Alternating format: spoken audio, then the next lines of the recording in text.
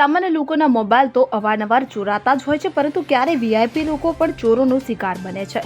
ત્યારે ગુજરાત હાઈકોર્ટના મુખ્ય ન્યાયાધીશ સુનીતા અગ્રવાલ સાથે પણ કંઈક આવું જ થયું। તેઓ દહેરાદૂનમાં એક લગ્ન સમારંભમાં હાજરી આપવા ગયા હતા કે જ્યાં તેમના 2 મોબાઈલ ચોરાઈ ગયા। આ ઘટનાને પગલે દહેરાદૂન પોલીસ દોડતી થઈ ગઈ છે। ગુજરાત હાઈકોર્ટના મુખ્ય ન્યાયાધીશ સુનીતા અગ્રવાલ 26 જાન્યુઆરીએ એક લગ્ન સમારંભમાં ભાગ લેવા દહેરાદૂન પહોંચ્યા હતા। ત્યારે લગ્ન સ્થળ પર તેમના 2 આઈફોન ચોરાયા હતા કે જેમાંથી એક ફોન મુખ્ય ન્યાયાધીશના નામે અને બીજો ફોન રજિસ્ટ્રાર જનરલ ઓફિસ મારફત ખરીદવામાં આવ્યો હતો। આ મામલે ગુજરાત હાઈકોર્ટ અમદાવાદના રજિસ્ટ્રાર જનરલ મૂળચંદ ત્યાગીએ ફરિયાદ કરી છે કે જેના પર અજ્ઞાત આરોપીઓ વિરુદ્ધ ચોરીનો કેસ નોંધવામાં આવ્યો છે।